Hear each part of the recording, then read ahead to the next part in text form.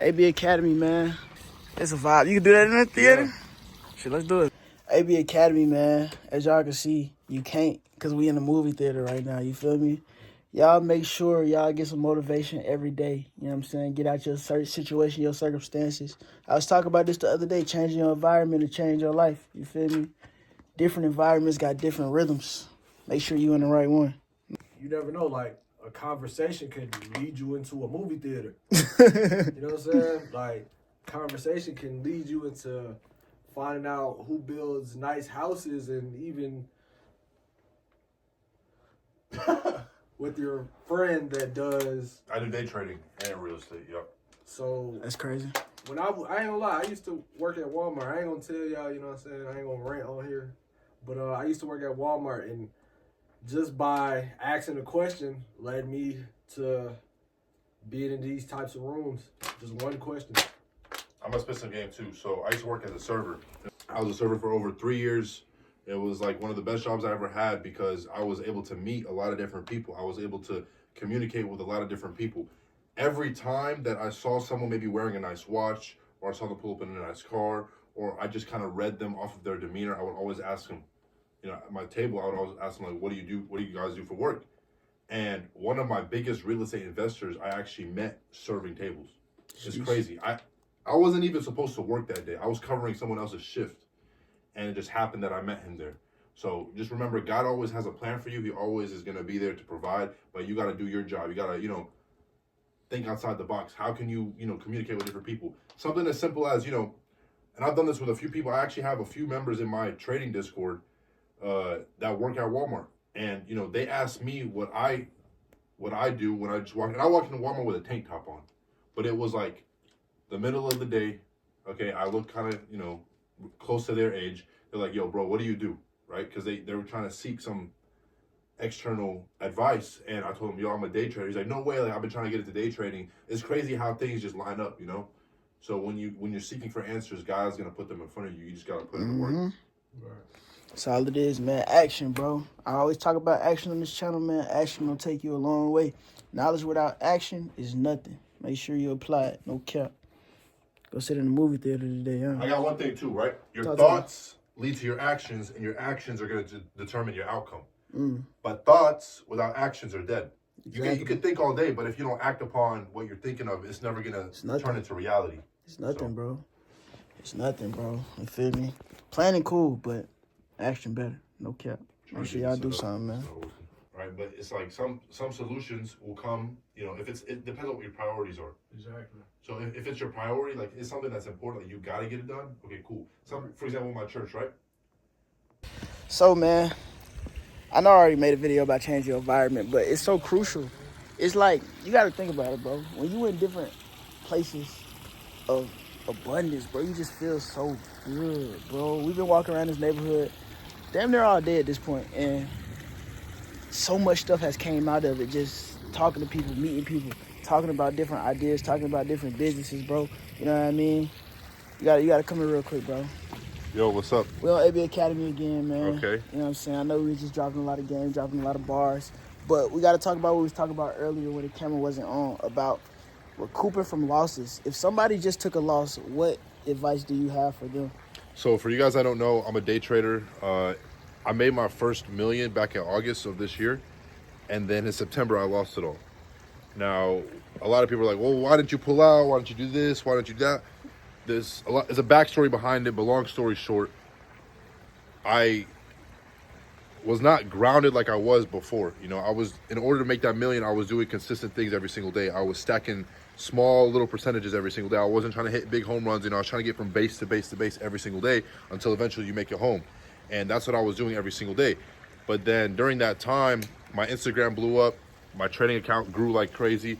So I was, you know, I lost track of myself, and I started becoming a little bit egotistical and prideful. I started thinking that, you know, I'm the one that's doing all this, but in reality, it was God. He's the one that was doing everything for me, giving me this opportunity. And God essentially had to teach me a lesson. And, you know, I started going down a spiral, and I lost everything in one day. And most people at this point would have quit. I went from having $40,000, $50,000 cash on hand in my bank account at any point in time to being negative. You know, my account was negative. I wasn't able to put gas in my car. I didn't leave my house for 2 weeks. Avery didn't see me pop out to any of his videos or nothing. I was literally down bad mentally. And most people, like I said, would have quit. But I had to remind myself, why did I even start this in the first place? What was the reasoning behind me even trying to make that money in the first place? And it's to be able to support my family, be able to support my church, be able to give back to those in need, being able to be there as an example for others around me, being able to show the youth that, you know, you can come from a regular family, you can come from a regular way of life. My parents didn't just, you know, get this house overnight. You know, my dad came from Egypt at the age of 18 with $50 to his name and had to start from scratch. He didn't have any handouts in life. He didn't have anything like that. So hearing that story from my dad, you know, I never saw my dad growing up. He was always working. He would come home at 11 p.m. and be at work at 3 a.m. I never saw him. I saw him maybe an hour every single week, right? And at first I used to be mad at him because, like, he's my dad, he should be around. But at the same time, as I started getting older, I started appreciating these things. So my goal is to set myself up financially so that my parents don't have to work anymore. My dad doesn't have to go to work anymore. He doesn't have to do, you know, be there as much as he is. He still works long hours. I want to be there for my kids. I want to be there to support. So when you have that why in your head and you understand everything, is when you're going to start to really lock in. Even like when I took that loss, like I said, most people would have quit. Yeah. But because I have my vision, I know where I'm headed. I know where I want to be. Yeah. I'm not going to allow a small slip up. That loss of $1 million was the result of one mistake.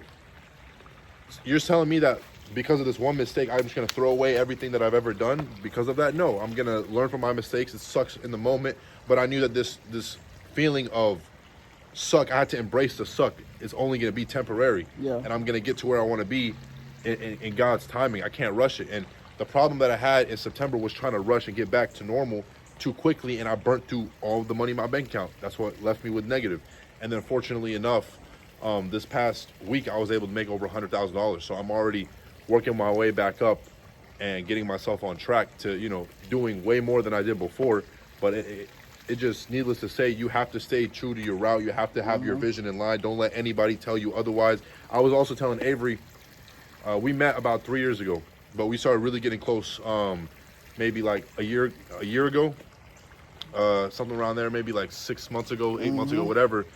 I had no intention of being, you know, starting social media. I had no intention. I just wanted to be a trader, right? But I was surrounding myself with Avery, surrounding myself with Davo, surrounding myself with all these other content creators. And I already give advice to my friends around me. So they're like, why don't you just pick up the camera? People ask me, like, do you do content? Because everybody there was doing content. I was like, no, I'm just a trader. I'm just here to pop out and get, you know, I wanted to be on YouTube, you know? And I started picking up the camera, and then people just started resonating with me. People just started messing with me because of my personality, because I'm real. I'm not going to sugarcoat things. I'm not going to sit here and tell people if it's one way when it's really another. And that's what made me blow up. And I was able to grow my following from 2,500 followers to over 100,000 followers in less than 3 months. And if I could do it, you can definitely do it too. Trying to tell you, bro. And, you know, all it takes is just showing up every single day. I didn't feel like posting every single day. I had videos that didn't turn out how I wanted them to be, but I posted them anyways because I don't really care what somebody else is going to think. I had a lot of videos that had a lot of hate. You just ignore the hate comments. As long as you start to live life on your own terms and you do everything according to what you want to do and what you have in your head, don't let anybody else determine your goals for you. It's up to you to decide what goals you want. It's up to you to decide what you want in life, what you want out of life. And you're the only one that's going to be able to actually go out and get it. No one's coming to save you. No one's going to come and babysit you. It's not your friend's responsibility to babysit you. It's not your mom and dad's responsibility to babysit you. When you get up to the age of being able to think for yourself and developing what you want for your life, it's up to you to go after and get it. Be the reason, be that example for your friends. If your friends don't want to lock in with you, that's fine. Leave them alone.